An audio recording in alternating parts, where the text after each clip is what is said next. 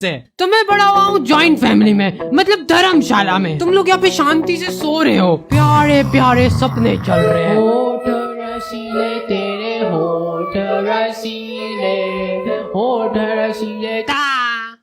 और कोई भी आके तुम्हारे मुंह पे चढ़ जाएगा और रुकेगा भी नहीं, निकल जाएगा सीधा। अब इतनी भीड़ में तुम कहाँ ढूंढोगे उस आदमी को? और यहाँ पे कभी तुमको वॉशरूम खाली मिलेगा ही नहीं। 24 घंटे कोई न कोई बैठा हुआ है वहाँ पे। अगर तुम्हारा प्रेशर बन रहा है तो तुम एक ही चीज कर सकते हो, जल्दी। और तुमको हर 5 मिनट में जाके ये हरकत करना है, जल्दी जाओ ऊपर वाले में चल जा। हाँ, हमारी धर्मशाला में ऊपर छत पे भी एक वॉशरूम था, ठेठ ऊपर। मेरी रास्ते में निकल जाएगी ऊपर जाते जाते। हाँ, बस एक कदम और।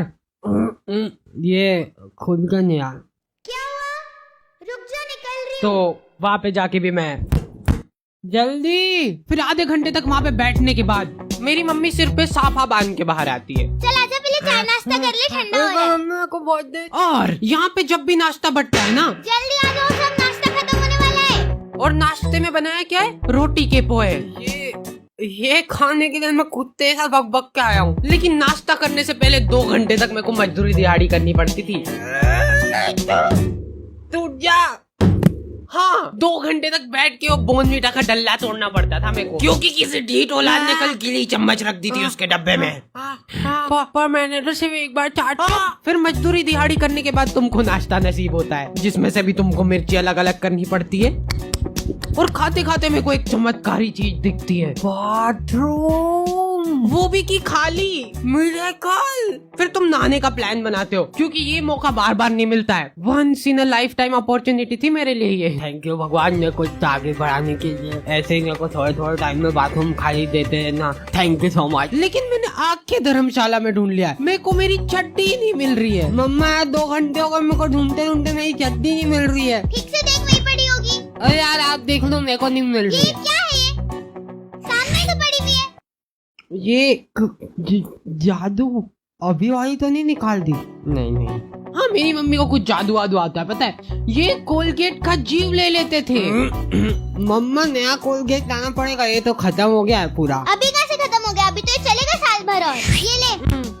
फिर से कैसे करा आपने ये? हाँ, मेरे घर वाले बहुत अजीब है। एक बार मैं बीमार पड़ गया था तो आके कहते नजर लग गई बेचारे छोरे को। और ये सुन के मैं खुश हो रहा हूँ कि अरे वाह, नजरें लग रही है लौंडे को। और हमारे स्कूल वाले वो तो और भी गए बीते थे। सर हमारी तबीयत बिल्कुल भी ठीक नहीं लग रही और बहुत चक्कर आ रहे हैं, उल्टी जैसा भी लग रहा है। वाह बेटा वाह, क्या एक्टिंग करते हो, वाह। कोई चक्कर वक्कर नहीं आ रहे, चलो यहाँ से वहाँ तक दौड़ लगाओ। वो बच्चा अधमरी हालत में पूरी क्लास में दौड़ रहा है।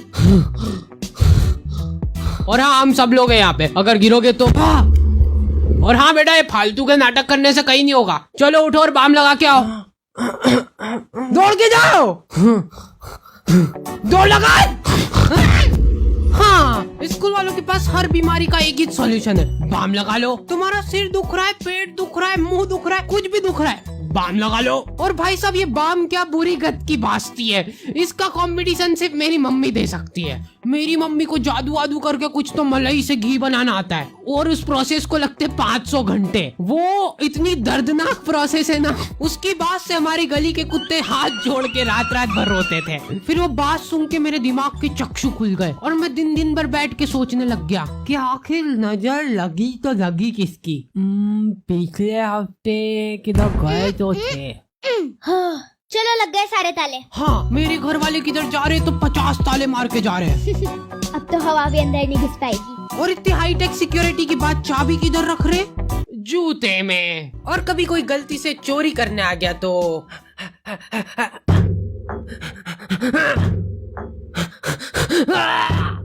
ए बंटी, चाबी में। क्या यार, अब इसके चक्कर में ऑटो रिक्शा करके जाना पड़ेगा मेरे को। ओ रिक्शा, ओ चल आगे नुक्कड़ तक ले ले फटाफट। मैं तो कोई नहीं छोड़ रहा वहां तक। चलो उतरो उतरो उतरो उतरो उतरो। हाँ यार, नहीं तो नहीं ज्यादा बोल रहा था, क्यों है ना। और ये चोरी चकारी वाले काम हमारी क्लास में बहुत होते थे। ये देख, मैं बोला ही था मेरी पेंसिल बड़ी है, साफ दिख रहा। हाँ, सब झूठ। वो क्या है ना, मैंने ऊपर से चबाई खप खप करके, नहीं तो हकीकत में तो मेरी बड़ी है। फिर इस घिनौनी शक्ल वाले बच्चे की नजरें मेरी पेंसिल पे ही होती है। भूस, भूस, भूस, भूस, भूस, भूस। भैंस भूस। और मैं जैसे ही वॉशरूम से वापस क्लास में जाता हूँ, खाया मैं पेंसिल किधर गई? तो मैं पेंसिल खा दी इसने पूरी। खोल मुंह। पूरी गीली हो गई मेरी पेंसिल। हमें और छोड़।